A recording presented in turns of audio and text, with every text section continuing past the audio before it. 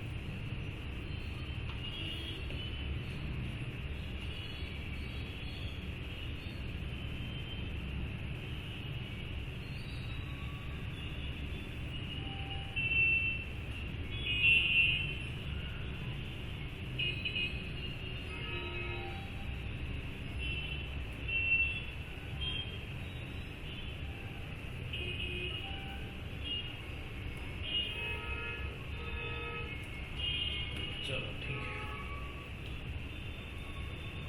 Conditional operator देखा, right? बरोबर ना?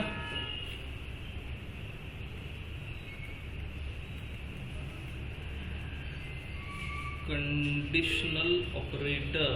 ओके, कुछ प्रोग्राम्स भी शायद हमने देखे थे ऑनलाइन वाले. दिसते का बघा, स्क्रीन विजिबल झाली का सगळ्यांना? पहा. अरे वा.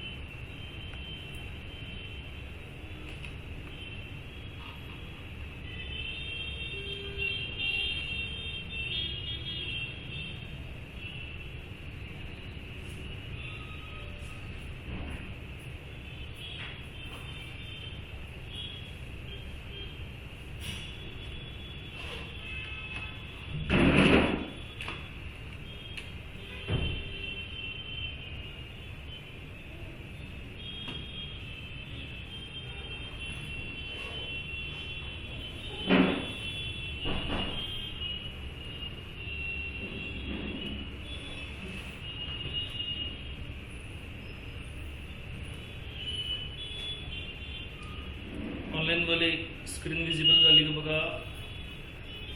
ऐकू यायला लागलं काय?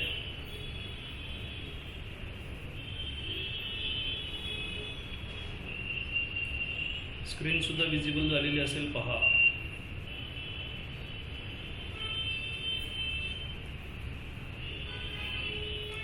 ठीक है, कंडीशनल ऑपरेटर के कुछ एग्जांपल्स हमने देखे थे. आई होप यू रिमेंबर. ठीक है, चलो एक एग्जांपल ट्राई करके देखते हैं. क्वेश्चन कहता है, क्या लिखूं का? बस देखते रहो. जब मैं लिखने के लिए बोलूँगा तभी लिखना है, तब तक कुछ नहीं लिखना है. ओके, बस देखते रहो. आज हमें समझना है टाइप कास्टिंग. क्या होता है टाइप कास्टिंग, ये ज़रा समझेंगे.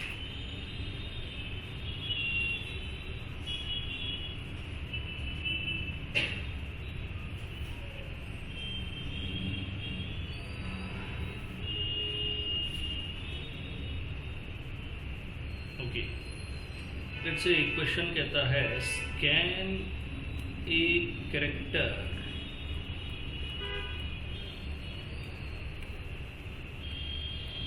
From user. Okay, check if lower case और अपर केस. ऑनलाइन वाले स्क्रीन विजिबल आहे का रे?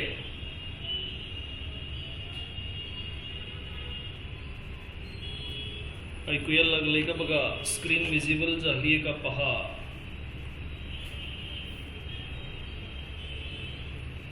ओके ठीक है.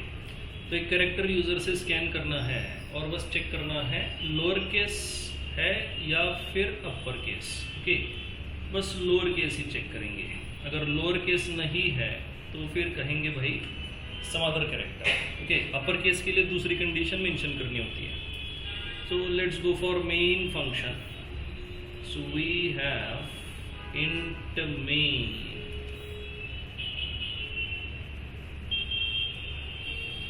मेन फंक्शन में हमें चाहिए कैर से माई कैर. कोई भी एक वेरिएबल आपको डिक्लेयर कर देना है. हमने किया कैर माई कैर. ओके, और यूजर को मैसेज देते हैं लेट्स से print F enter a character. ठीक है, कैरेक्टर को स्कैन कर लेते हैं. Scan F %c comma and my char. I hope you people are familiar with printf scanf. ठीक है. ओके, अब my char में डेटा हमने स्कैन कर लिया. अब स्कैन करने के बाद हमें चेक करना है कि क्या ये लोअर केस है. लोअर केस का मतलब है आपका जो my char है ये ग्रेटर देन और इक्वल टू होना चाहिए. कौन? ए, स्मॉल ए. बट ए जो हमें मेंशन करना है वो सिंगल कोट में मेंशन करना है. बेटा लिखने की कोई ज़रूरत नहीं है. जब बोलूँगा तभी लिखो, तब तक देखते रहो बस. So my char greater than equal to single quote में ए, और दूसरी कंडीशन है माई केयर लेस देन और इक्वल टू सिंगल कोट में जेड. ठीक है, तो ये दो कंडीशंस जो है हमें मेंशन करनी है. अब रिक्वायरमेंट क्या कहती है? दोनों की दोनों कंडीशंस साइमल्टेनियसली ट्रू होनी चाहिए. अगर साइमल्टेनियसली ट्रू हुई तो हम कहेंगे कि माई कैर जो है ये लोअर केस है. माई कैर क्या है? लोअर केस है. ओके, सो दोनों कंडीशन साइमल्टेनियसली ट्रू के लिए चेक करना है. दैट इज वाई यहाँ बीच में क्या होना चाहिए? लॉजिकल एंड ऑपरेटर होना ज़रूरी है. दोनों चाहिए हमें साइमल्टेनियसली. तो चलो यहाँ पे लिख लेते हैं. अब हमें बस मैसेज देना है simply print f lower case. ये वाला मैसेज होगा, या फिर दूसरा मैसेज रहेगा print f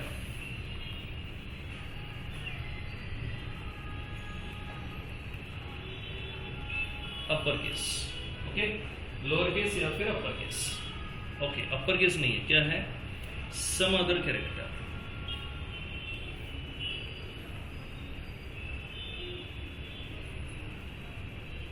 some other character. ठीक है, सिर्फ मैसेजेस देने हैं. चेक करके हमें कोई रिजल्ट वापस नहीं लेना है. हमें बस प्रिंटफ वाले मैसेज देने हैं. And that is why conditional operator कुछ इस तरह से हम अप्लाई करेंगे. Say my char is greater than और इक्वल टू सिंगल कोट में a and my char less than और इक्वल टू सिंगल कोट में जेड. अगर ऐसा होगा तो हम कहेंगे प्रिंट एफ लोअर केस, और ऐसा नहीं हुआ तो हम कहेंगे print f some other character.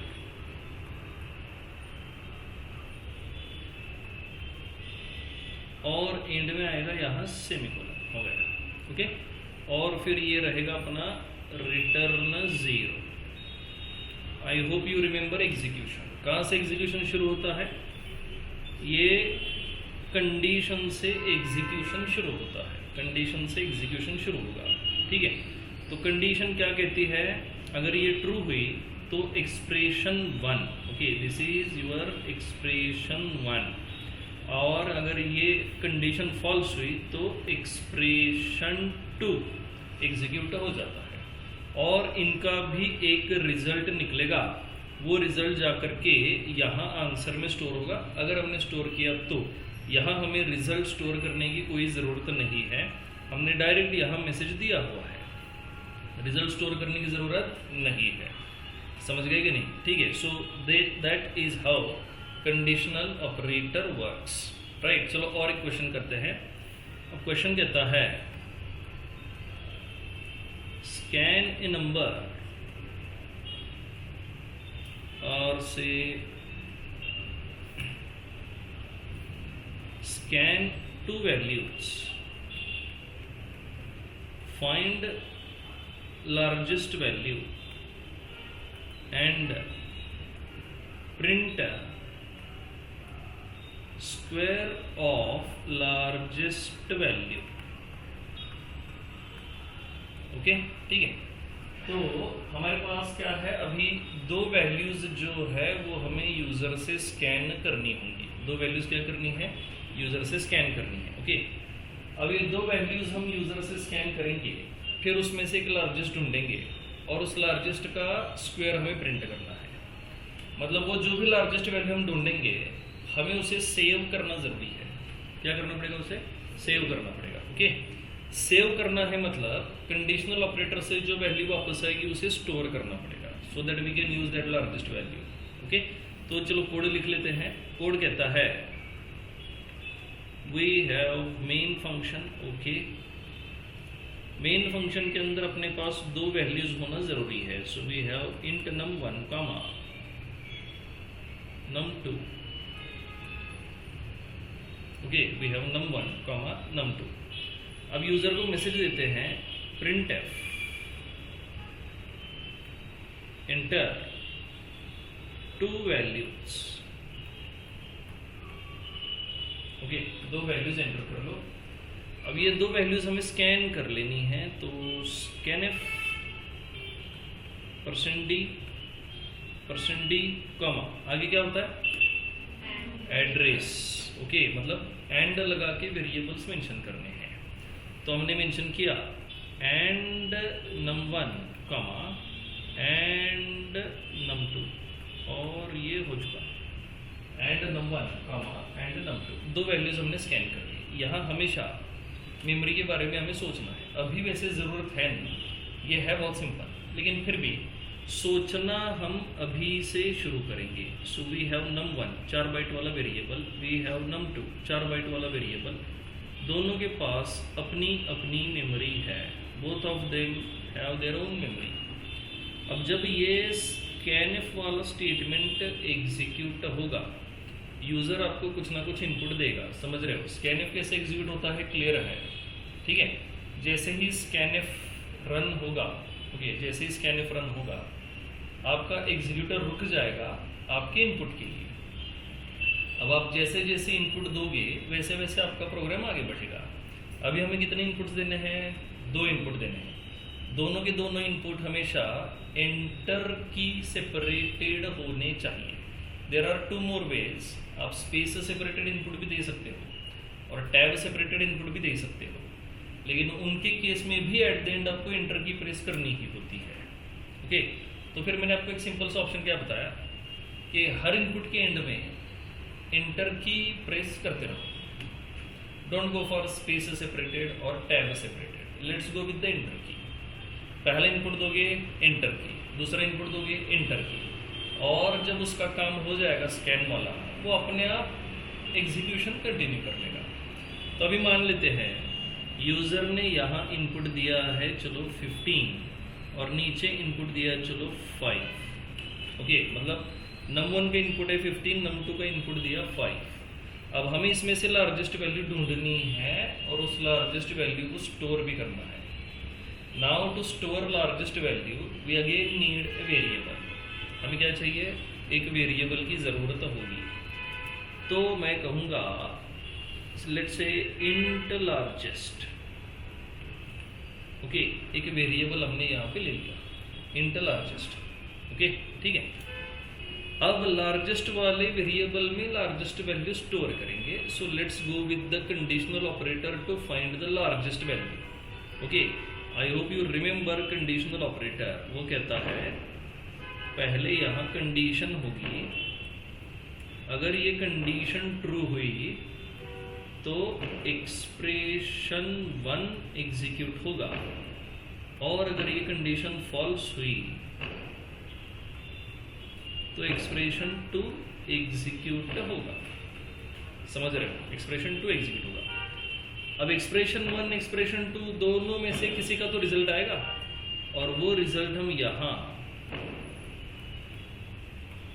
किसी वेरिएबल में स्टोर कर लेंगे। रिजल्ट यहाँ किसी वेरिएबल में स्टोर कर लेंगे। समझ गए? ठीक है। सेम कॉन्सेप्ट अब यहाँ यूज कर लेते हैं। Let's say we have num1। Okay, क्या ये ग्रेटर देन num2 है? अगर ऐसा हुआ, क्वेश्चन मार्क, अगर ऐसा हुआ num1 is greater than num2 तो किसकी वैल्यू वापस भेजेंगे? num1 की। तो जो एक्सप्रेशन 1 है वहां सिर्फ num1 लिखेंगे, और एक रूल याद करेंगे, only name of variable is also expression. उस केस में उस वेरिएबल की वैल्यू ही उस एक्सप्रेशन का रिजल्ट होता है। समझ रहे हो? Writing only name of variable मतलब राइटिंग एक्सप्रेशन, और उस एक्सप्रेशन का जो रिजल्ट है वो उस वेरिएबल की वैल्यू होती है। तो वेरिएबल लिख लेते हैं, चलो num1, लेट्स से num1, और अगर ये फॉल्स हुआ तो हम क्या कहेंगे उसे? num2। हो गया num1 एंड num2, राइट। अब यहां से जो भी वैल्यू आएगी वापस num1 num2 से जो भी वैल्यू वापस आएगी वो कहाँ पे स्टोर करेंगे? एक लार्जेस्ट वाला जो वेरिएबल आपने लिया हुआ है उस वेरिएबल में स्टोर करेंगे। Largest is equal to num1 greater than num2। ठीक है। और अब लार्जेस्ट में अपनी वैल्यू स्टोर हो जाने के बाद हमें उसका क्या प्रिंट कर देना है? Square print, right. So we have largest value. Largest value एक बार मिल गई तो लेट्स प्रिंट स्क्वायर। तो मैं कहूँगा print f slash square is equal to %d, largest multiplied by largest, largest multiplied by largest. Okay, और फिर नीचे रिटर्न 0, और आपका प्रोग्राम यहाँ पे कंप्लीट हुआ। अब इधर हमें सोचना क्या है लॉजिकली, कि ये वैल्यू रिटर्न जो आ रही है कंडीशनल ऑपरेटर से उसे स्टोर करने की ज़रूरत क्यों है? ये वाली बात बस समझनी थी, क्योंकि वो वैल्यू हमें क्या करनी है? बाद में यूज़ करनी है, इसलिए स्टोर करना ज़रूरी है।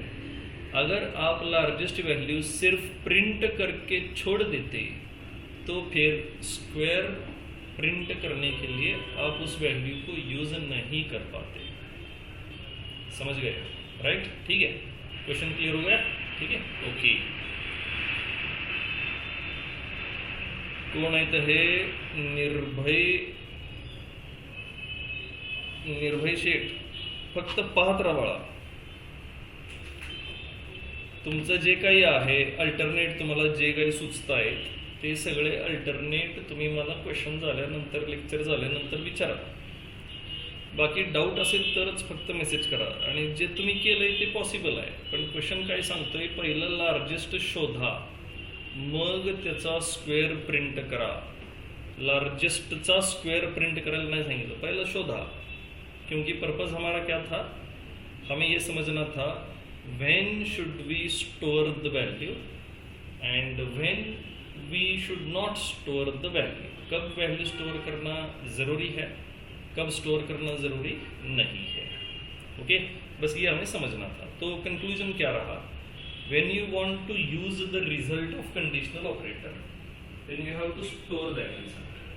अगर आपको वो रिजल्ट बाद में कहीं भी यूज करना ही नहीं है तो फिर वो रिजल्ट स्टोर करने का कोई मतलब नहीं है। ऑनलाइन वाले कळाले कर बाबा सगळ्यांना? ठीक है, चलो अब आगे चलते हैं। नेक्स्ट टॉपिक है type casting. Okay, type casting. उससे पहले और एक क्वेश्चन सॉल्व कर लेते हैं। क्वेश्चन कहता है scan 3 values from user, okay, और से 3 numbers, okay, scan 3 numbers from user, find the largest value। ये आपको करना है, कर लो। 3 नंबर स्कैन करने, मतलब वेरिएबल्स कितने चाहिए?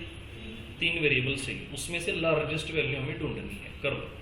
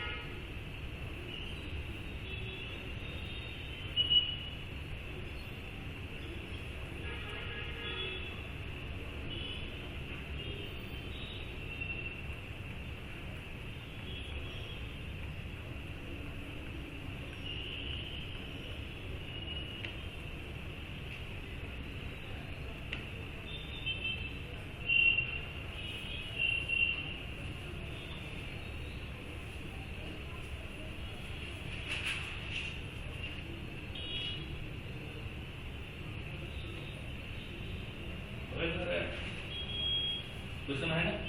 बरं बघायचं ना जीवन पाठीमागे ऑनलाईन वाले झाले कडे आहे।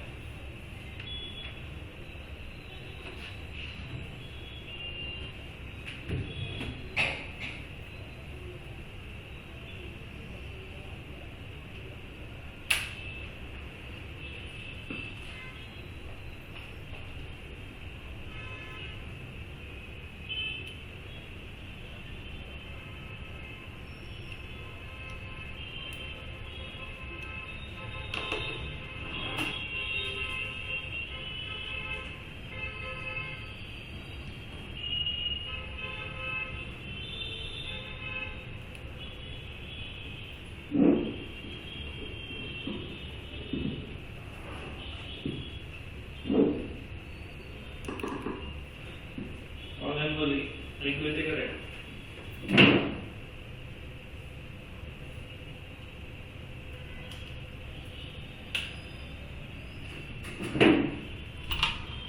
स्क्रीन विजिबल झाली आहे बघा। ऑनलाईन वाले ऑडिबल आहे का?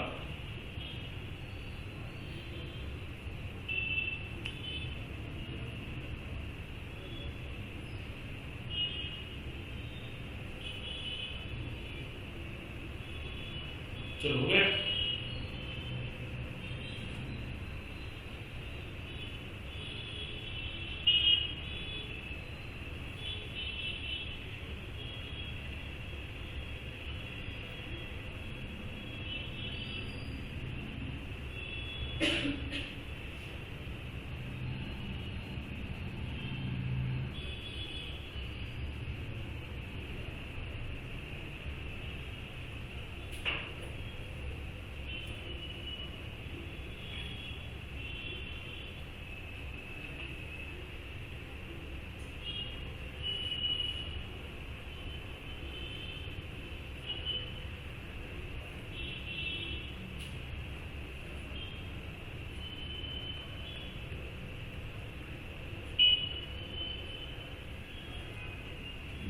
चलो देखो, ठीक है। तो हमें 3 वेरिएबल्स स्कैन करने हैं, तीनों हमने स्कैन कर लिए। ओके, अब पहले क्या करना है, स्ट्रेटेजी पहले आपको डिसाइड करनी होगी कि भाई ये किस तरह से 3 में से एक लार्जेस्ट हम ढूंढेंगे। तो मान लो यूजर ने आपको इनपुट दिया 20, 26 and 13. So the largest value is 26. Right, largest value क्या हुई 26 is the largest value. Okay, अब 26 अगर लार्जेस्ट है तो हम ढूंढेंगे कैसे? तो लॉजिक पहले डिसाइड करना है। पहले आप num1 और num2 इनमें से मैक्सिमम ढूंढोगे। कौन मिलेगा? 26। ओके, अब ये जो लार्जेस्ट वैल्यू मिली, इसे चलो एक काम कर लेते हैं, एक वेरिएबल मैक्स नाम की वेरिएबल में स्टोर कर लेते हैं, क्योंकि जो भी लार्जेस्ट मिलेगा उसे स्टोर करना पड़ेगा। अब क्या करेंगे, ये मैक्स और आपका बचा हुआ ये वेरिएबल num3, इन दोनों को कंपेयर करेंगे और फिर उसमें से एक मैक्सिमम मिलेगा। कौन मिलेगा? अगेन 26। और इस 26 को फिर से एक बार किस में स्टोर करेंगे? मैक्स में स्टोर कर देंगे। फिर से एक बार मैक्स में स्टोर कर देंगे। समझ गए?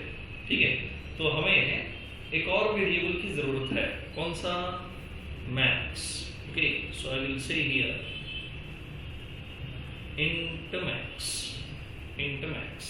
ओके, अब इसके लिए कोड कर लेते हैं।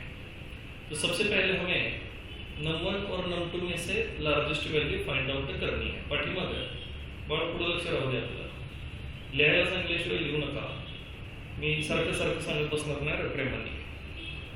तो मैक्स में num1 और num2 का मैक्सिमम हम फाइंड आउट करेंगे। So we have max is equal to is num1 greater than num2। अगर होगा, if num1 is greater than num2, तो फिर मैक्स में किसकी वैल्यू जानी चाहिए? num1 की। तो इधर कौन आएगा? num1। और अगर ऐसा नहीं हुआ तो मैक्स में किसकी वैल्यू जाएगी? num2। Yes, so max will contain either num1 और num2। तो num1 num2 में से मैक्सिमम जो है वो तो हमें मिल चुका। अब हमें क्या चाहिए? मैक्स और num3 का मैक्सिमम चाहिए। तो अब कंपैरिजन किसका होने वाला है? मैक्स और num3। चलो कर लेते हैं यहाँ पे कंपैरिजन। तो मैं कहूंगा is max greater than num3। अगर ऐसा हुआ तो मैक्स, नहीं हुआ तो num3। अगर ये ट्रू हुआ तो मैक्स की वैल्यू वापस जाएगी, नहीं हुआ तो num3 की वैल्यू वापस जाएगी। और जो भी वैल्यू वापस जाएगी वो हम किस में स्टोर करेंगे? अब देखो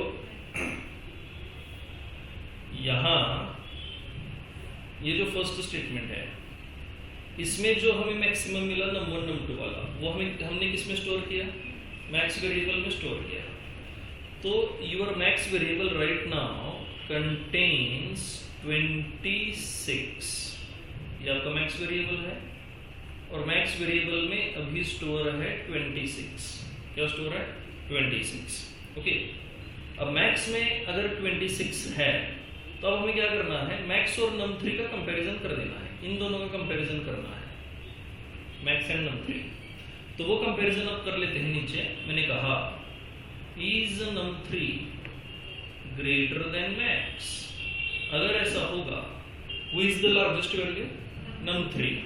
तो num3 वाली वैल्यू वापस भेजेंगे, num3। और अगर ऐसा नहीं हुआ तो मैक्स वाली वैल्यू वापस भेजेंगे, मैक्स।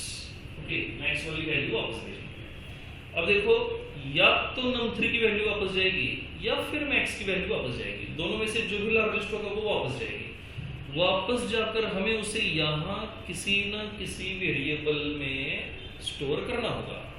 अब अपने पास दो ऑप्शन है। पहला, इधर वैल्यू स्टोर करने के लिए क्रिएट वन मोर वेरिएबल, या फिर दूसरा, you can use the same variable max again। कौन सा वाला बेटर रहेगा? मैक्स को दोबारा यूज करेंगे। अभी मैक्स में कौन स्टोर है? 26। तो हो गया num3 है, देखो 13, तो ये एग्जीक्यूट होगा is 13 greater than 26। False. False होते ही इधर जाएगा मैक्स के पास और मैक्स का रिजल्ट वापस देगा। मैक्स की वैल्यू क्या है? 26। और 26 इधर आएगा वापस। अब मैं कह रहा हूं जो भी वापस आया वापस मैक्स में स्टोर कर दो, दूसरे वेरिएबल की जरूरत नहीं है, क्योंकि मैक्स हमें वैसे भी लार्जेस्ट वैल्यू के लिए ही स्टोर करना था, यूज करना था। तो फिर अगर लार्जेस्ट वैल्यू num की मिल जाती, num3 की, तो उसे मैक्स में स्टोर कर देते। लेकिन अभी लार्जेस्ट वैल्यू मैक्स की ही है 26, बट कोड लिखना तो पड़ेगा हमें। राइट। तो फिर यहाँ पे लिखेंगे instead of question mark you have to write here max. तो फिर आपका जो 26 है वापस जाके किस में स्टोर होगा, मैक्स में। Okay, so max contains 26। अब ये चलो कोड मान लो एग्जीक्यूशन कंप्लीट हुआ, कोड का आपके एग्जीक्यूशन कंप्लीट हुआ। एग्जीक्यूशन कंप्लीट होने के बाद we have to write the largest value. तो बस नीचे हमें प्रिंट कर देना है, print f max value is equal to %d comma क्या होगी, max, max value equal to %d comma max. समझ गए हो? ठीक है। अब बस इन 3 वैल्यू को चुना नहीं है, let's do for some different values. Okay, देखो एक काम कर लेते हैं, यहाँ पे एग्जीक्यूशन फिर से एक बार कर लेते हैं। पेपर पे कैसे एग्जीक्यूट करना है ये समझो, सिर्फ कोड लिखना, करेक्ट आउटपुट लाना इतना जरूरी नहीं है। कोड कैसे एग्जीक्यूट हो रहा है, how does compiler compile your file, how does executor execute your file, ये आपको समझना जरूरी है। जैसा मैं हमेशा कहता हूँ, इधर भी कंपाइलर होता है, उसे प्रिपेयर करना जरूरी है। बस कोड लिखा, रन किया, आउटपुट आया, चलो आगे, ये काम नहीं करेगा। वो कोड जो है पेपर पे कंपाइल और एग्जीक्यूट करके देखो, पेपर पे जैसे कि अभी मैं एग्जीक्यूट करूंगा। So we have num1 num2 num3। अब एग्जीक्यूशन की शुरुआत हमेशा कहाँ से होती है बताओ, हमेशा मेन से होती है। कहाँ से होती है, मेन फंक्शन से। तो एग्जीक्यूटर आपका यहाँ से अंदर आएगा एग्जीक्यूशन के लिए। इधर है inter num1 num2 num3, 3 variables के लिए मेमोरी यहाँ पे एलोकेट हो चुकी है। कितने वेरिएबल्स के लिए, 3 वेरिएबल्स के लिए मेमोरी यहाँ पे एलोकेट हो चुकी है। Okay, then we have declared max. Okay, तो फिर मैक्स वाला भी एक वेरिएबल डिक्लेयर कर लेते हैं, मैक्स। डन। ठीक है, क्या कर रहे हैं हम, एग्जीक्यूशन खुद से करके डिसाइड करेंगे what should be the output. फिर अपने का आउटपुट आएगा अपने पेपर पे। फिर कोड को रन करके देखो क्या कोड का आउटपुट मशीन भी सेम दे रहा है। आपका पेपर वाला आउटपुट और कोड का मशीन वाला आउटपुट दोनों अगर मैच हो गए, मतलब आप सही ट्रैक पे प्रोग्रामिंग कर रहे हो। अगर गलत हुआ तो फिर आपको ढूंढना है कि आपने कहाँ पे गलती की है। फिर से एक बार फिर go through paperwork. Okay, see so max भी डिक्लेयर हुआ। आगे यूजर को मैसेज आएगा इंटर 3 इंटीजर्स। ठीक है, तो मान लो ये आपका कंसोल है, कंसोल पे मैसेज आएगा पहला इंटर 3 इंटीजर्स। ओके, अब 3 इंटीजर के बाद हमें 3 वैल्यूज इनपुट देनी है। चलो इनपुट दे देते हैं। तो मैंने कहा था आपको हर इनपुट के बाद क्या प्रेस करना है, इंटर की। पहला इनपुट दिया यूजर ने 15। ओके, फर्स्ट इनपुट इज 15 के बाद प्रेस हुई एंटर की, तो 15 यहाँ num1 में स्टोर हुआ। फिर अपनी इनपुट दिया 6, फिर प्रेस हुई एंटर की, यहाँ 6 स्टोर हुआ। फिर अपनी इनपुट दिया 21, फिर प्रेस हुई एंटर की, यहाँ स्टोर हुआ 21। तो स्कैनफ वाला काम जो है वो कंप्लीट हो चुका। Everybody clear with this? Scanf वाला काम अपना कंप्लीट हुआ, राइट? ठीक है, अब स्कैनफ का काम कंप्लीट होते ही यहाँ पे एग्जीक्यूशन आपका शुरू होगा कंडीशनल ऑपरेटर पे। और कंडीशनल ऑपरेटर पे जाने से पहले देखो num1 num2 num3 तीनों में वैल्यू आ चुकी है। ओके, अब आगे मैक्स इक्वल टू, ठीक है, पहले ये हिसाब एग्जीक्यूट होंगे num1 ग्रेटर देन num2। अब ये ग्रेटर देन जो है ये कौन सा वाला ऑपरेटर है?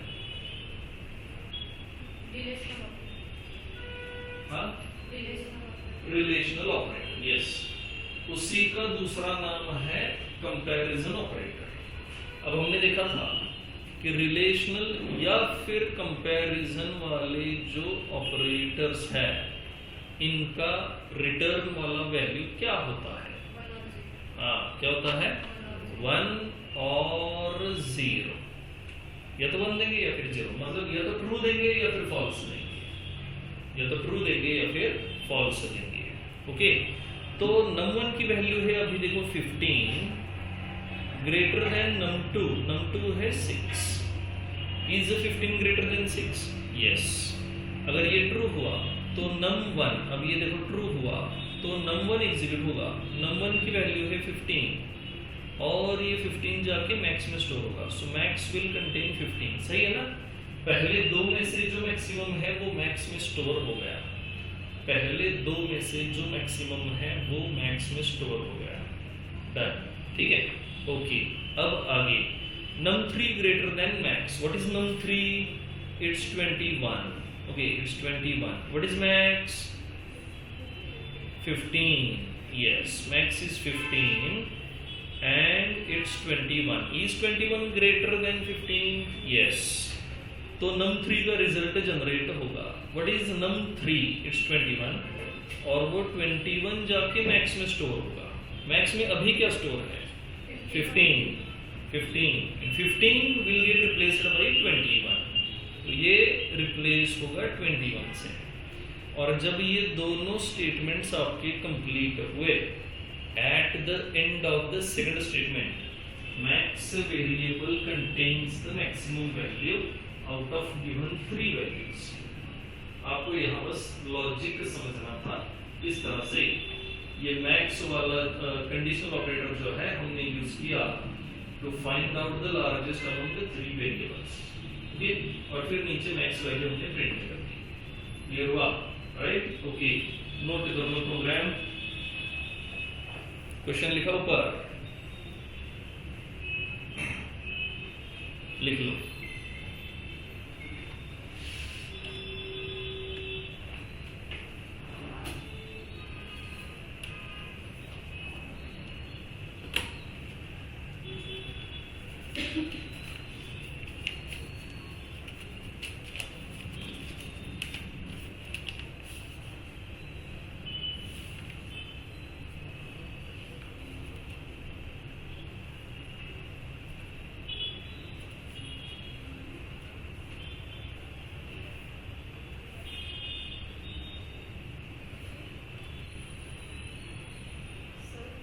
हाँ, लास्ट वन आपण स्टोर नाही केलं तरी जमते ना, पुढे यूज नाही करायचं।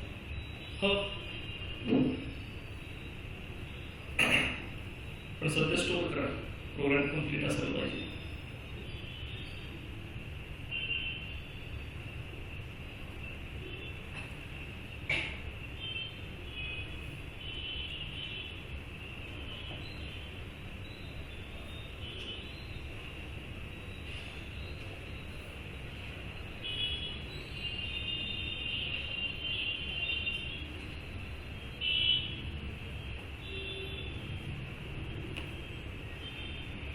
ऑनलाइन वाले जल रहे हैं।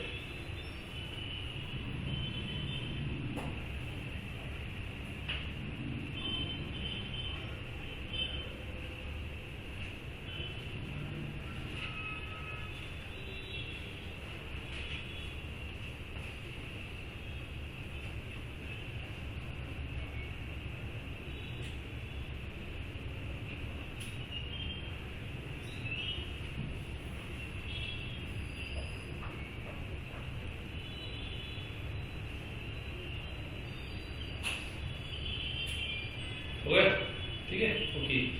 एक बार कोड जो है चेक कर लो।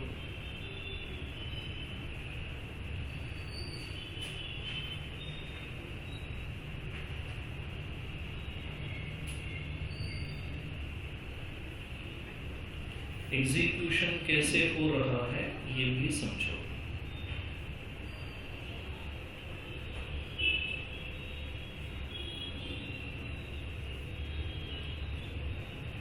हो गया, ठीक है, ओके।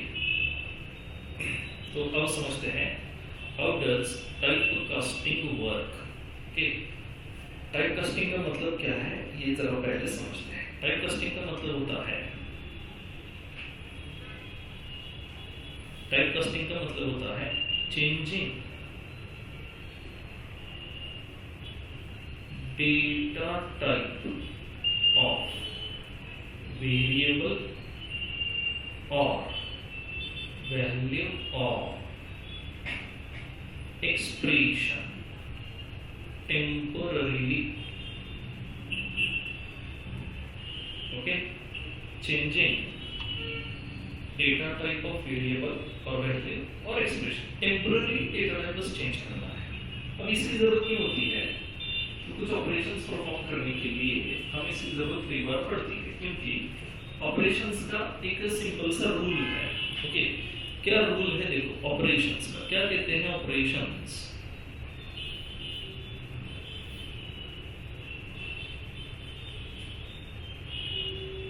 ऑपरेशन का रूल है, वो जिन ऑपरेंड्स पे काम कर रहे हैं उनका data type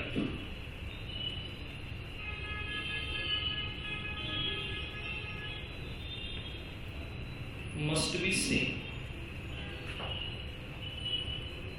data type of operands क्या होना चाहिए? मस्ट बी सेम हर बार। तो एज ए प्रोग्रामर हमें ये वाला रिस्ट्रिक्शन हर बार फॉलो करना पॉसिबल नहीं होता। समझ रहे हो कि हर बार डेटा टाइप सेम रखो। कभी कभी हो सकता है कि डेटा टाइप चेंज हो गया, जैसे कि हमें फाइंड आउट करना है average marks of 3 subjects. Usually अपना कैलकुलेशन क्या रहता है? अपना कैलकुलेशन रहता है भाई सब्जेक्ट 1 सब्जेक्ट 2 सब्जेक्ट 3 एडिशन करो डिवाइड बाई 3 करो। अब तीनों सब्जेक्ट के मार्क्स इंटीजर है, जिससे डिवाइड करने वाले को 3 वो भी क्या है? वो भी इंटीजर है। बट रिजल्ट हमें क्या चाहिए? फ्रैक्शन चाहिए, फ्लोट भी चाहिए। बट मशीन ये नहीं करता, क्योंकि मशीन का दूसरा रूल है। ये पहला रूल है। दूसरा रूल कहता है data type of result is same as that of operands।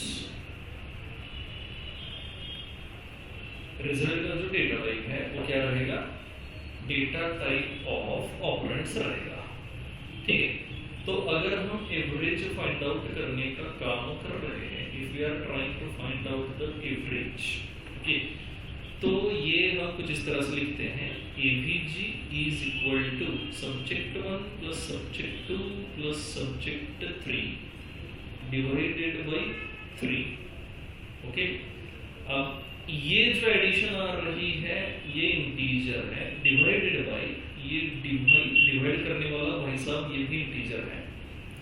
तो integer divided by integer, final result भी क्या मिलने वाला है? इंटीजर ही मिलने वाला है। फाइनल रिजल्ट भी इंटीजर ही मिलेगा।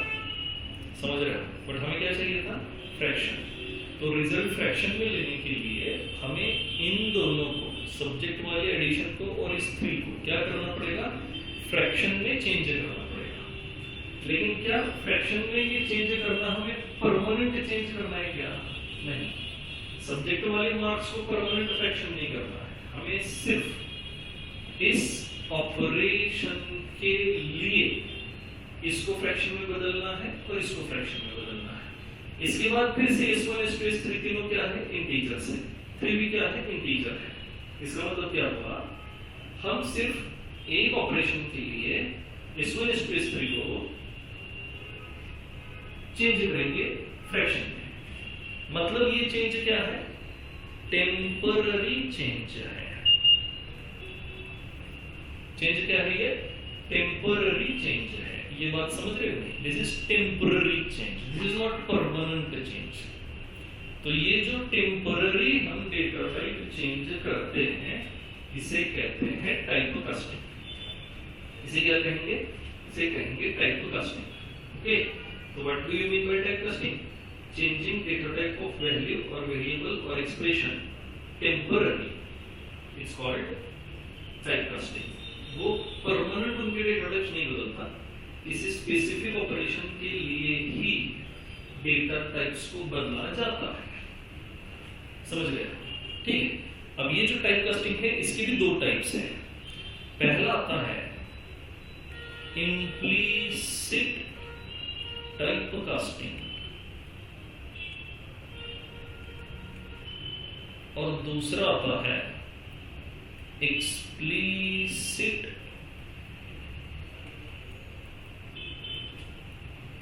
Type casting. एक है इम्प्लिसिट और दूसरा क्या है? Explicit. Okay, what do you mean bye implicit and explicit? बहुत सिंपल है।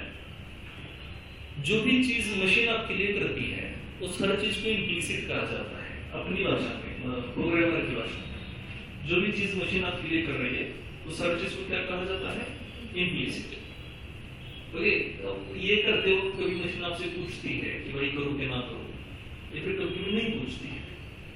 तो जो मशीन आपके लिए कर रहा है, ओके, पर्पस उसका वही होता है, प्रोग्रामर का काम आसान हो, इज द ओनली पर्पस। जब मशीन कुछ खुद से परफॉर्म करता है तो मशीन जो खुद से करेगा दैट इज इम्प्लिसिट। और जो हमें खुद करना पड़ेगा एज ए प्रोग्रामर, जिसके लिए हमें कोड लिखना पड़ता है, we call it explicit. Not only in case of type casting, in every case when you write it, it is explicit, and when machine does it for you, it is implicit. तो अभी हम ये concept type casting में implement कर रहे हैं, ठीक है? तो मशीन कैसे इम्प्लिसिट टाइप कास्टिंग करेगा ये जरा समझते हैं। इम्प्लिसिट एक्सप्लिसिट समझ गए? ओके, इम्प्लिसिट का मतलब क्या है? Machine does it for you without your permission.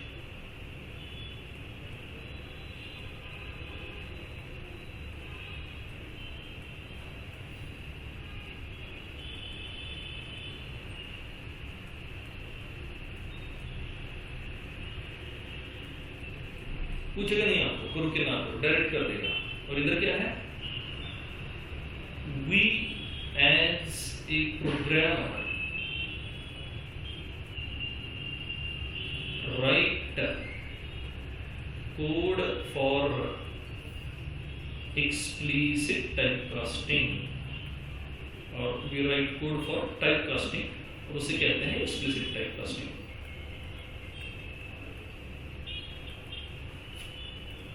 We write code for typecasting and we call it explicit typecasting क्योंकि एज ए प्रोग्रामर हमने लिखा, ठीक है?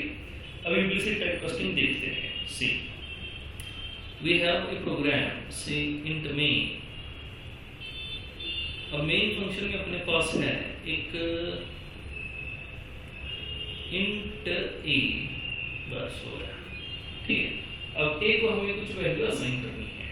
अब ये वैल्यू असाइन करने के लिए मैंने लिखा a is equal to 5, okay, and here is your a having 4 bytes।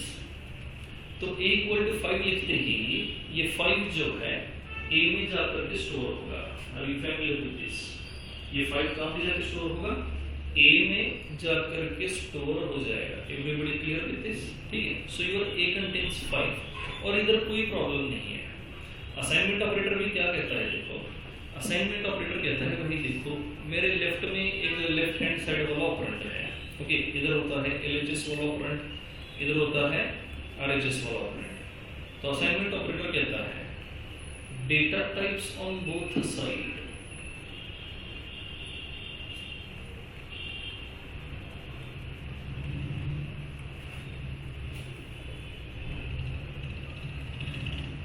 Must be same, okay, तो ही असाइनमेंट परफॉर्म होगी, नहीं तो असाइनमेंट परफॉर्म नहीं होगी। डेटा टाइप दोनों साइड का क्या होना चाहिए? सेम होना चाहिए, ओके। अब यहां एक चेंज कर देते हैं। लेट्स से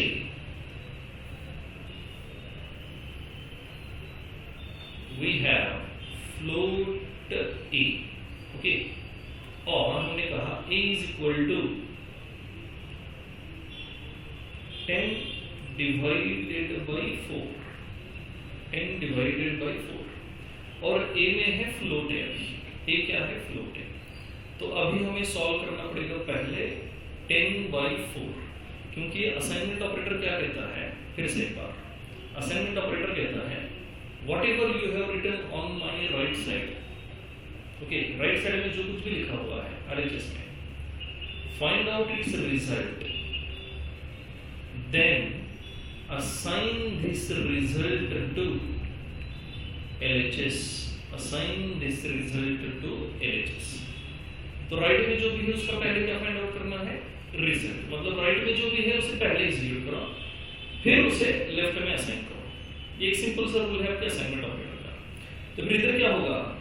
10/4 पहले एग्जीक्यूट होगा और इसका जो भी रिजल्ट आएगा वो रिजल्ट जाकर के ए में स्टोर होगा। सिंपल से एग्जीक्यूशन है। क्लियर हो गया? ये पहले किसको एग्जीक्यूट करेगा? 10/4 को, फिर 10/4 का रिजल्ट आएगा और वो रिजल्ट जाकर के ए में स्टोर होगा।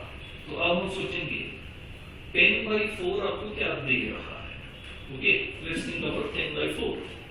तो 10/4 सोचने से पहले यहाँ एक दो रूल्स हमने देखे थे। हाँ, ये वाले दो रूल्स जरा एक बार पढ़ लो फिर से। क्या कहता है पहला rule, data type of operands must be same. और दूसरा रूल कहता है data type of result is same as the data type of operands. Operand का जो डेटा टाइप है वही किसका डेटा टाइप रहेगा, फाइनली रिजल्ट का डेटा टाइप रहेगा। ठीक है, ओके।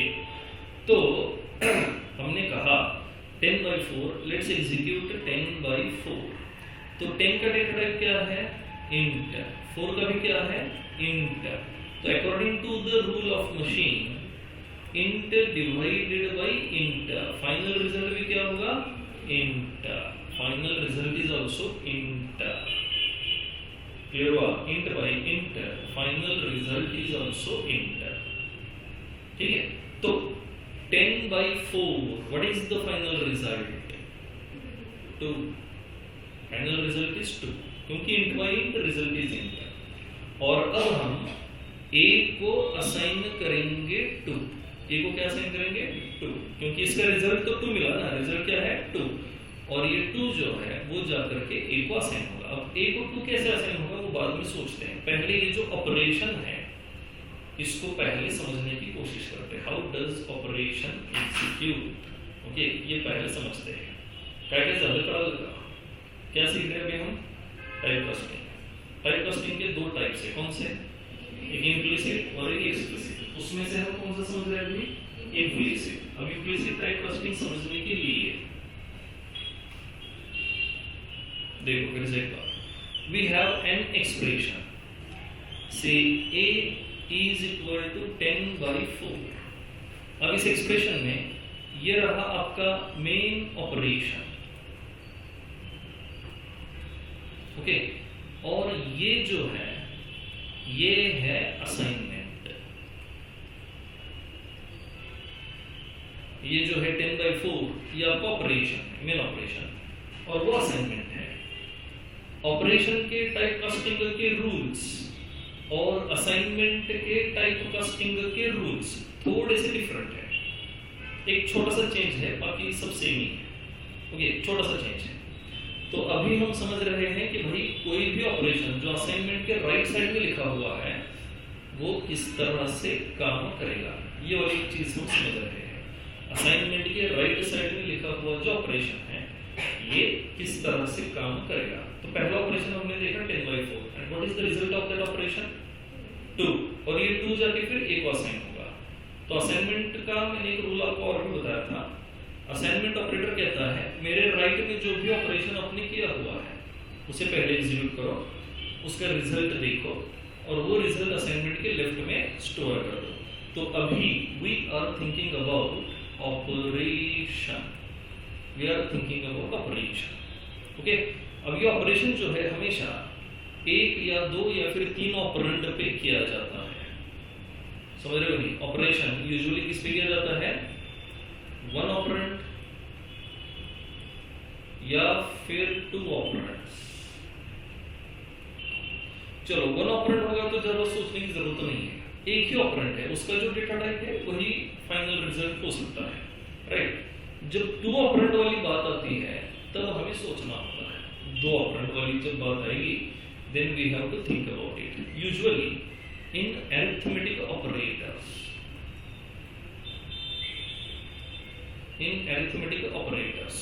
okay, जब 2 ऑपरेंड के साथ कोई ऑपरेशन हो रहा है, जैसे कि a + b, a - b, a × b, तो रूल कहता है, पहला rule, data type of operands must be same. Data type of operands must be same. और दूसरा रूल क्या कहता है, result of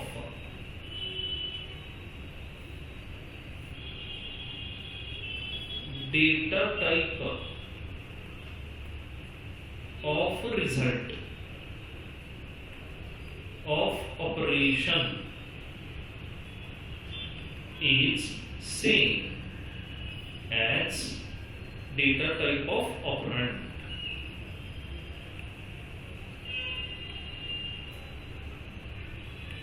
ओके, तो ये चीज आपकी हो रही है ऑपरेशन वाली केस में। कहां पे होगी? ऑपरेशन वाली केस में। अब दो चार ऑपरेशंस करके देखते हैं, ठीक है।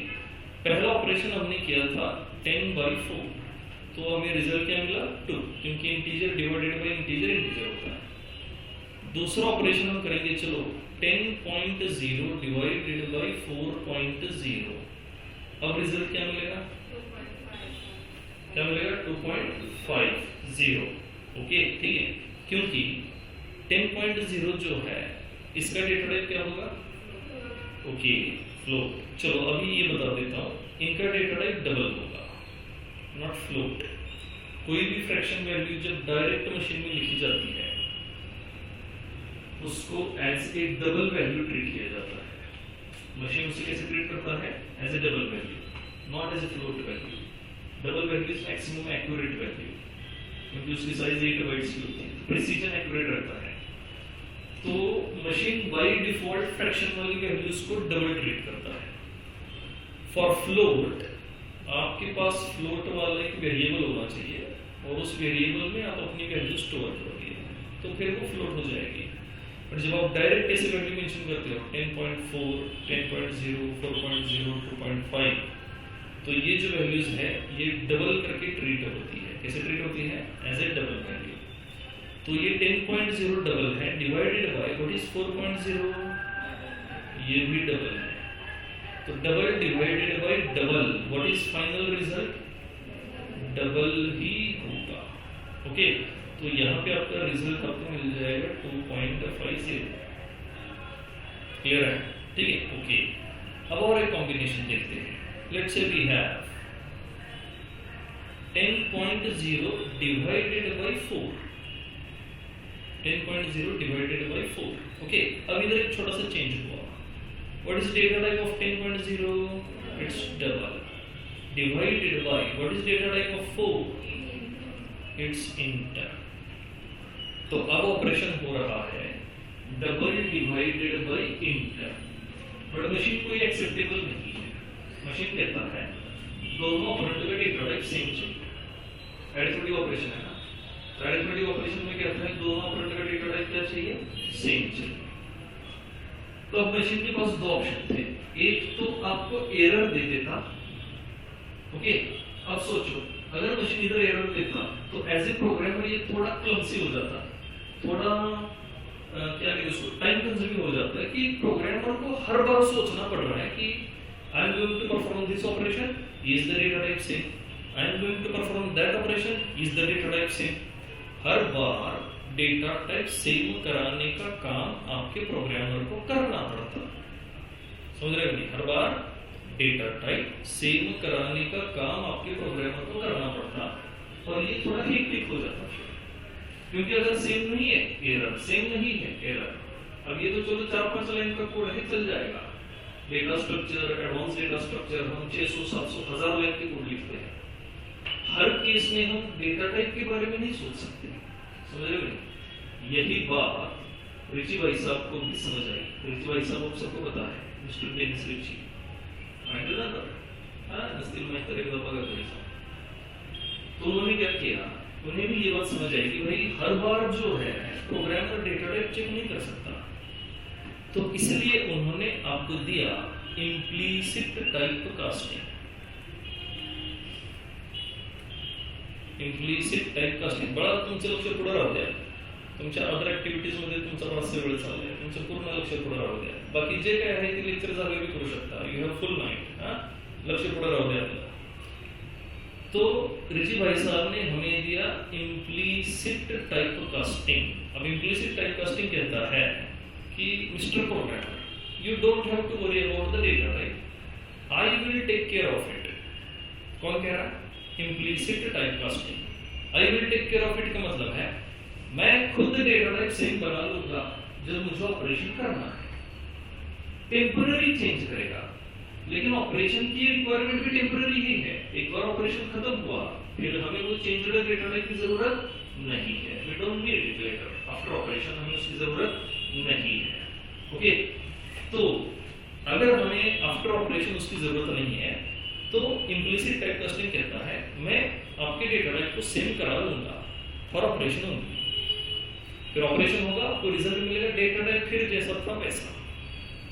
अब ये जो ऑटोमेटिकली आपका मशीन आपके लिए कर रहा है उसे हम कहते हैं इम्प्लिसिट टाइप कास्टिंग। मशीन आपके लिए ऑटोमेटिकली कर रहा है। तो इधर क्या होगा, देखो अब इधर दो ऑप्शन है मशीन के पास। क्या दो ऑप्शन है? पहला ऑप्शन है डबल चेंज होगा इंट में, या फिर दूसरा ऑप्शन है इंट चेंज होगा डबल में।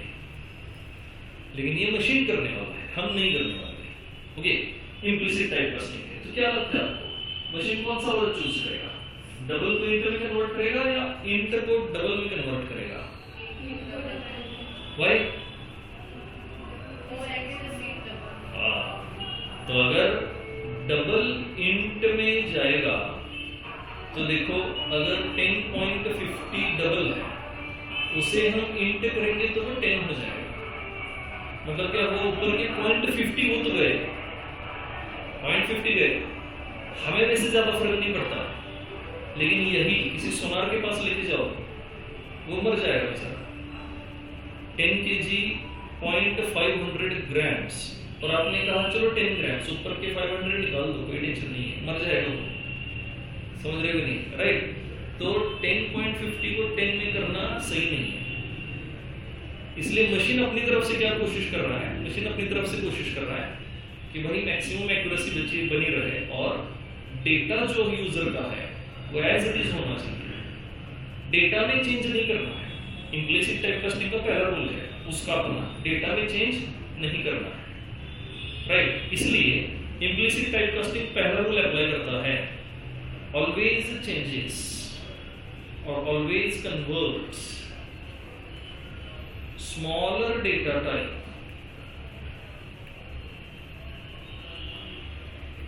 to bigger one or less accurate data type to more accurate data type।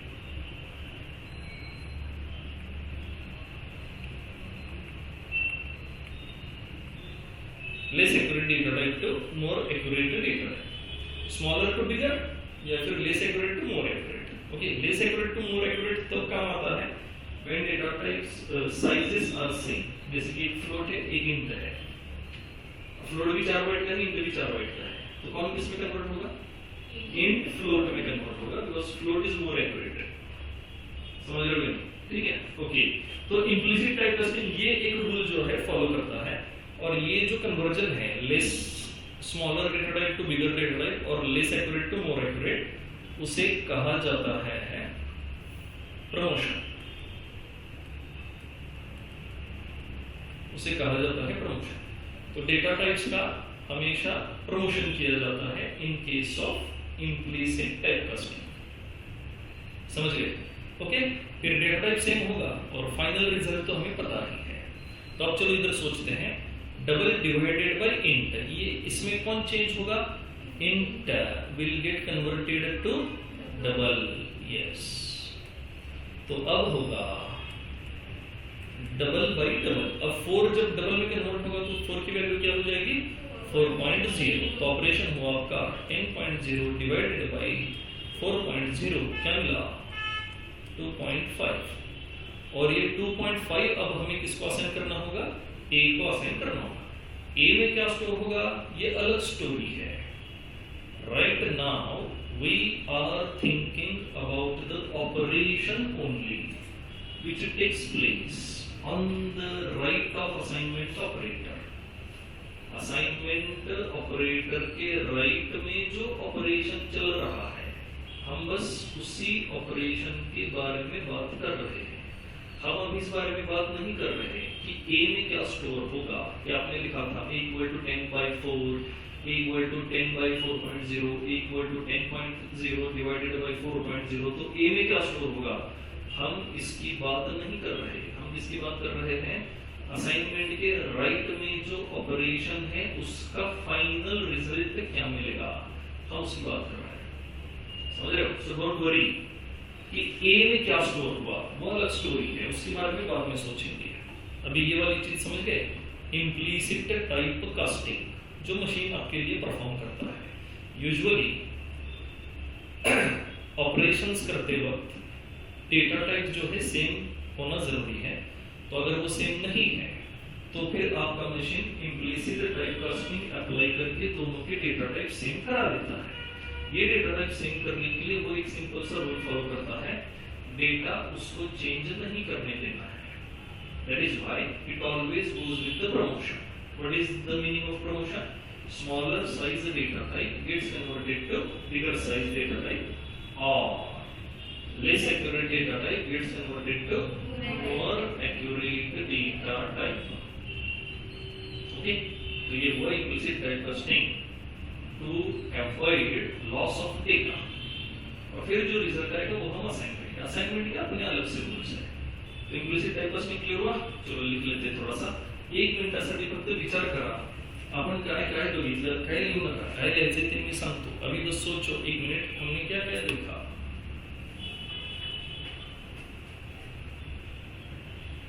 तो ऊपर थ्योरी लिखी हुई है, बस सोचो, पढ़ो, सोचो। ऑनलाइन वाले विचार करा, काय काय बघितलं आपण आता।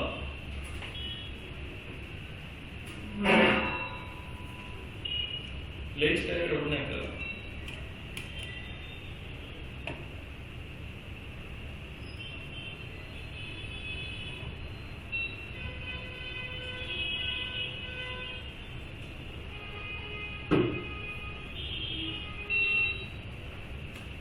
हो गया? चलो अब टाइटल दे दो, टाइप कास्टिंग। टाइप कास्टिंग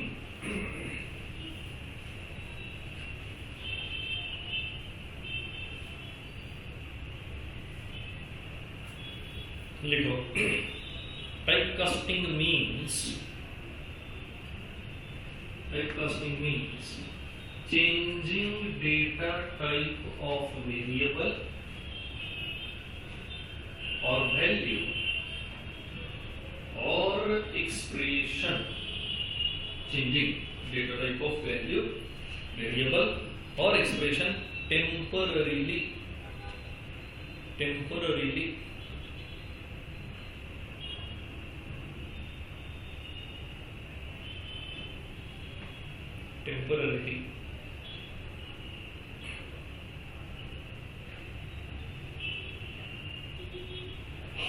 लिख हो गया। There are two types of typecasting. First one, implicit typecasting.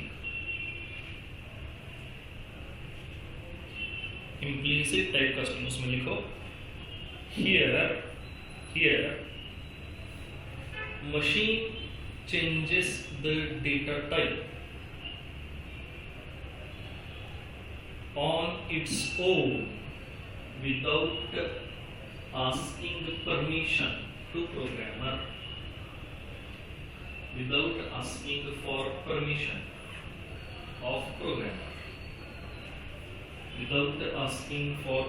of programmer, implicit typecasting। दूसरा explicit typecasting, दूसरा है explicit typecasting। Here programmer writes the code to change the data type temporarily,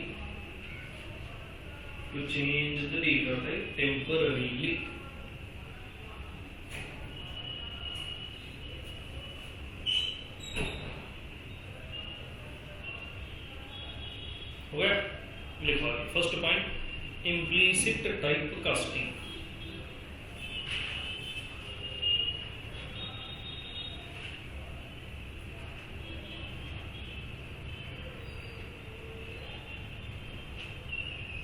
देखो, here we will think about the operation and the assignment. We will think about the operation to be performed.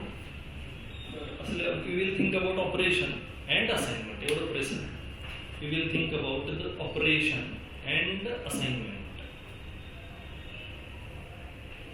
For example, A is equal to 10 by 4.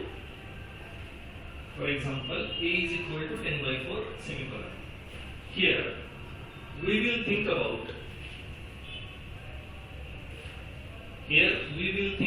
the execution and the result of 10 by 4.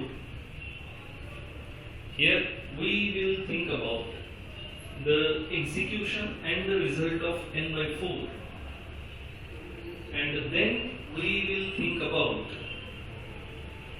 assignment of that result to A.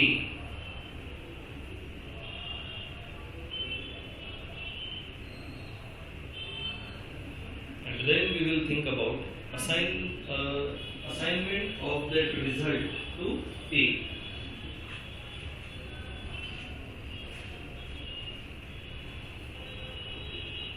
लिखो पहले operation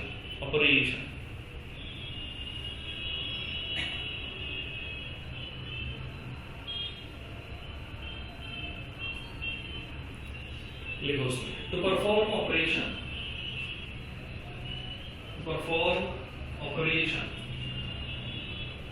on two operands, to perform operation on two operands, comma, data type of both operands must be same. Data type of both operands must be same. Data type of both operands must be same. If not,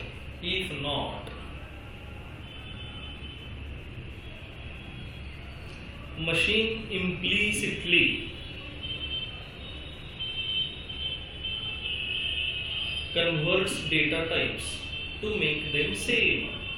Machine implicitly converts data types to make them same. Machine implicitly converts data types to make them same. While doing this,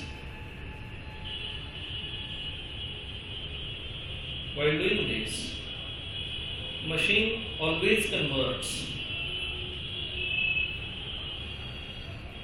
small size data type to bigger size data type. Small size data type to bigger size data type, and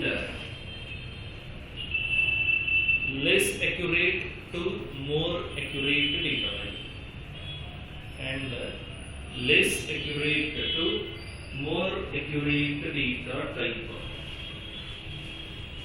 Less accurate to more accurate data type.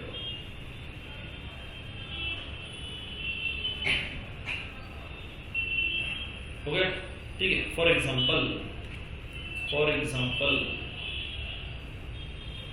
ये वाले examples, okay, ये 3 examples जो है ये note कर लो. तीसरा वाला बहुत जरूरी है.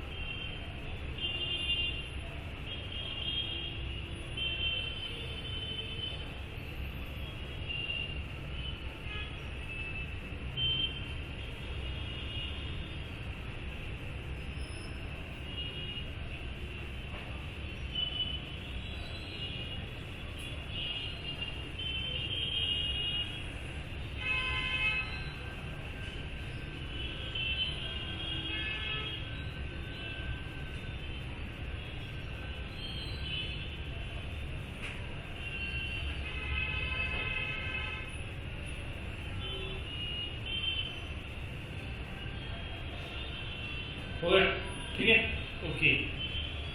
तो ये अभी हमने किसके बारे में सोचा, ओनली ऑपरेशन, ठीक है, असाइनमेंट के बारे में अभी तक नहीं सोचा, राइट। चलो और एक ऑपरेशन करके देखते हैं। Let's say we have for example 10 divided by 4.0, okay. अब इसका रिजल्ट क्या आएगा समझते हैं। तो रिजल्ट के लिए देखो, पहले सोचते हैं what is data type of 10, क्या होगा 10 का data type, int. What is data type of 4.0, it's double, okay, it is double. तो इंटीजर डिवाइडेड बाय डबल ये वाला ऑपरेशन पॉसिबल नहीं है। इन दैट केस आपके मशीन के पास दो ऑप्शन है, या तो इंट को डबल करे या फिर डबल को इंट करे। क्या करेगा, इंट को डबल करेगा। So 10 gets converted into double, double यानी क्या होगा ये 10.0 डिवाइडेड बाय 4.0 और फाइनली रिजल्ट मिलेगा 10.5, करेक्ट। फाइनली रिजल्ट होगा 2.5, क्लियर हुआ। तो ये जो हो रहा है ये इंटरनली होगा, आपको ये दिखाई नहीं देगा।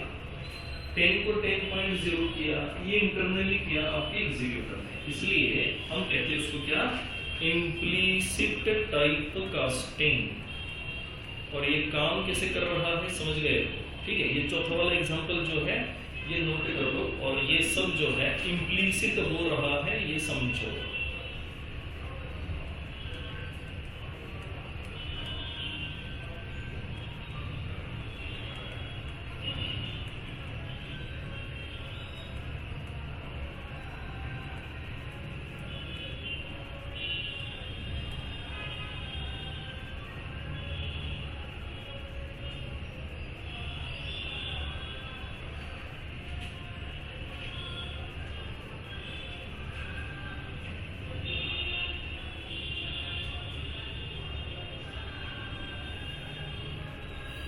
Data type conversion takes place implicitly.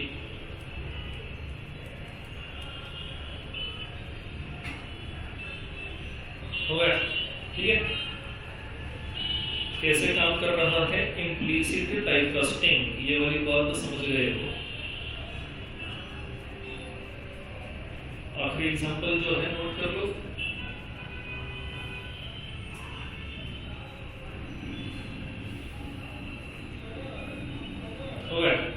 तो फाइनल कंक्लूजन ये रहा, ड्यूरिंग ऑपरेशन, से during arithmetic operation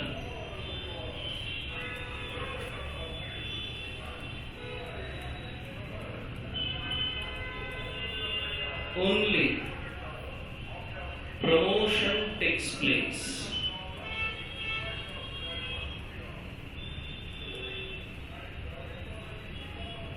In implicit typecasting.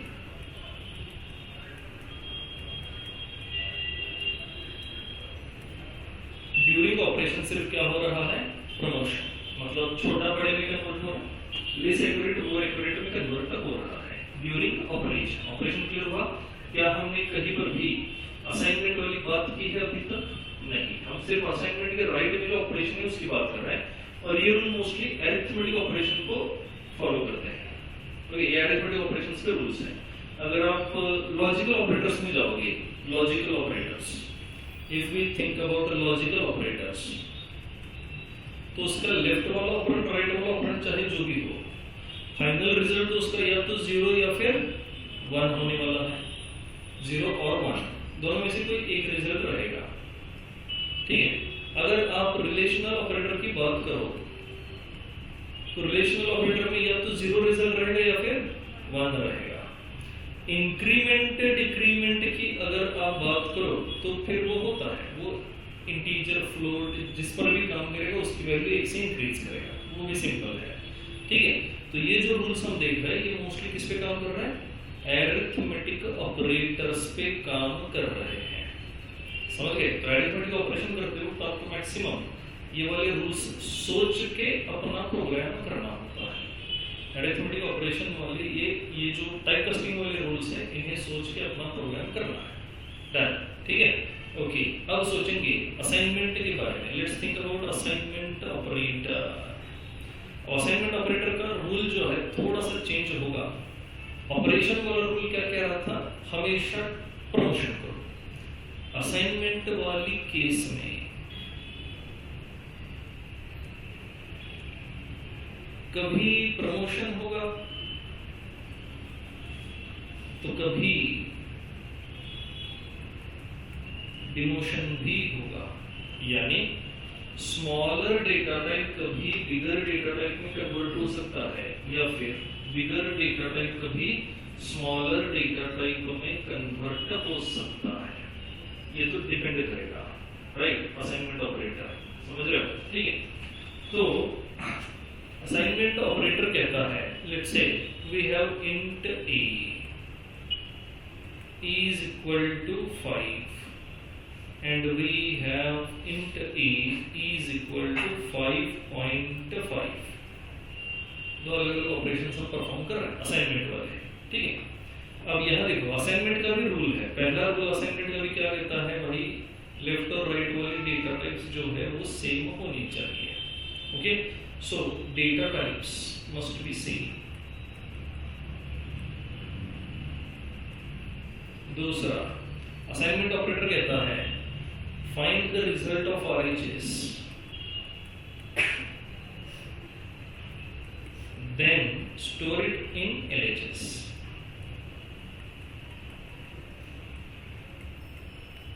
Then store it in LHS, okay. और तीसरा सबसे जरूरी रूल है टाइप कास्टिंग वाला during assignment operator, okay. In assignment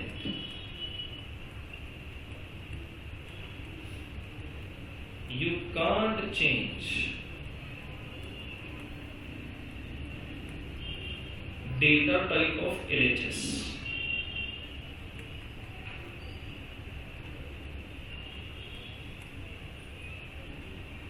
LHS वाला जो डेटा टाइप है वो हम चेंज नहीं कर सकते। Whatever you have is RHS, you have to change the data type of RHS to make their data types same। और RHS का data type according to LHS ही चेंज होगा। LHS वाला डेटा टाइप हम change नहीं कर सकते, okay. तो कंक्लूजन कहता है you have to change RHS data type according to LHS data type.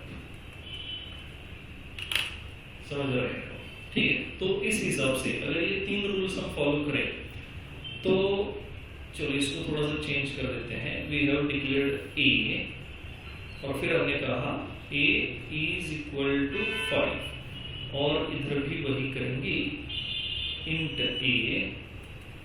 And a is equal to 5.5। अब ये एग्जीक्यूट कैसे होंगी ये जरा समझते हैं, ठीक है। सो a is equal to 5 यहाँ असाइन कर रहे हैं, तो what is data type of 5?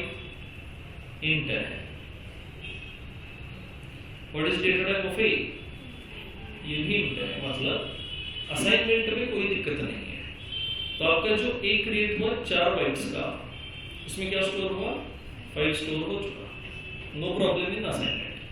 अब इसके बारे में सोचते हैं, लेट्स थिंक अबाउट दिस।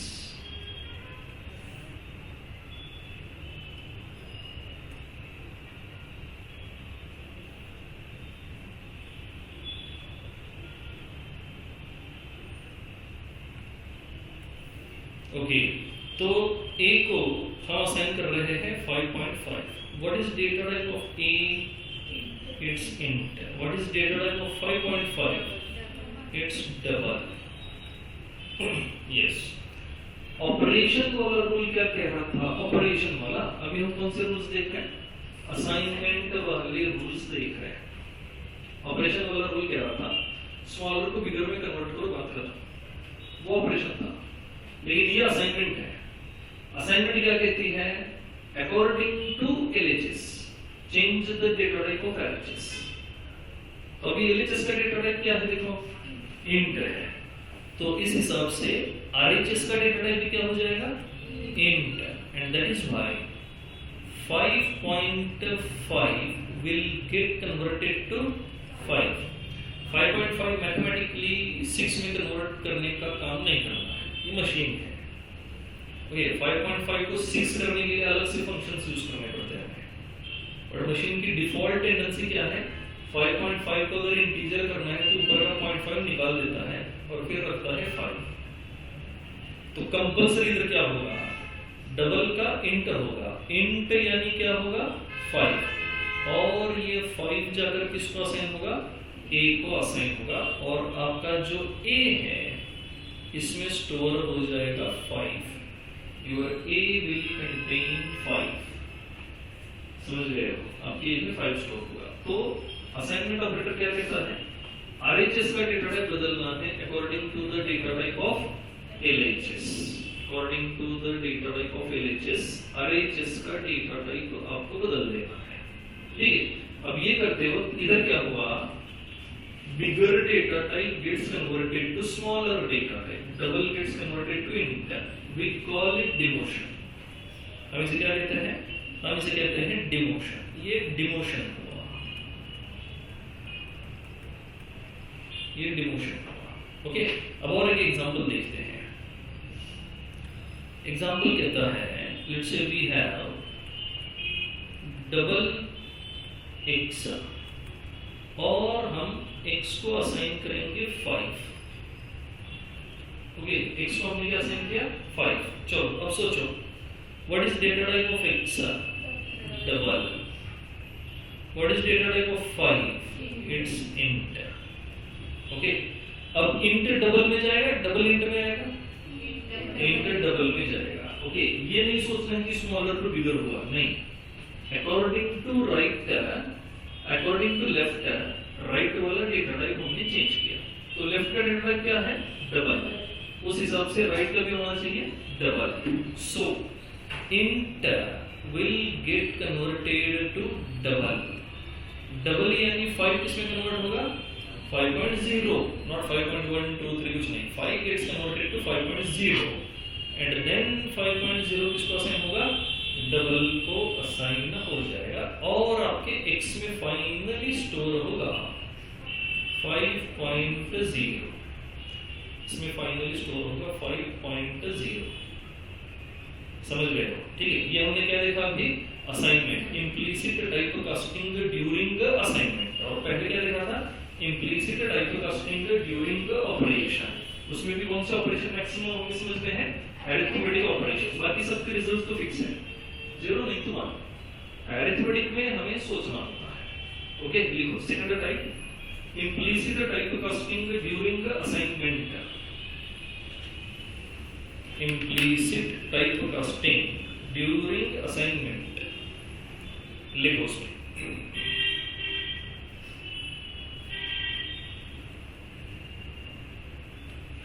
लिखो, फर्स्ट रूल लिखो असाइनमेंट का first rule, data types of LHS and RHS must be same during assignment, must be same during assignment. Second rule, executor first finds result of RHS,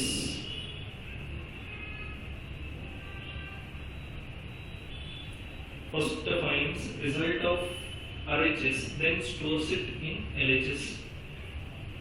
And the third rule, during assignment, comma, we cannot change the data type of variable on LHS. We cannot change the data type of variable in LHS. Full stop. We can change the data type of RHS only whenever necessary. Whenever necessary.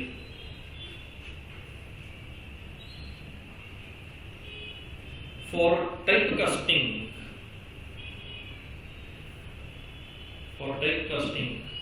we usually change data type of RHS. We usually change data type of RHS according to the data type of LHS.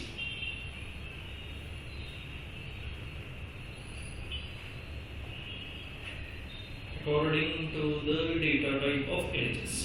Hence, during assignment, we can perform promotion or demotion. We can perform promotion or demotion.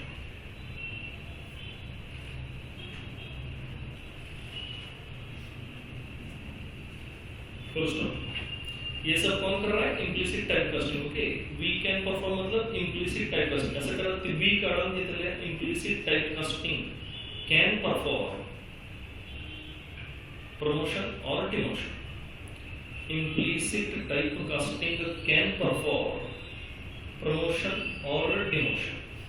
For example, ये दो examples लिख लो. A is equal to 5, A is equal to 5.5 और आखिरी क्या है?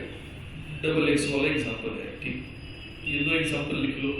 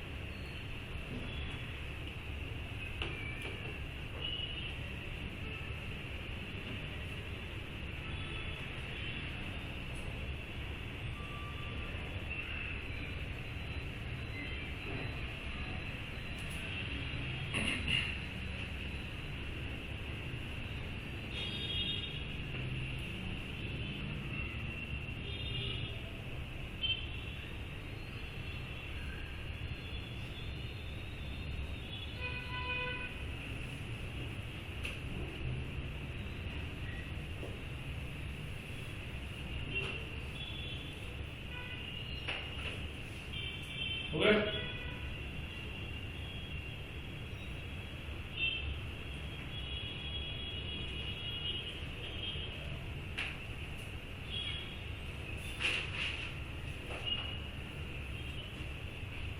चलो ठीक है, तो आज का लेक्चर यहाँ पे स्टॉप कर देते हैं.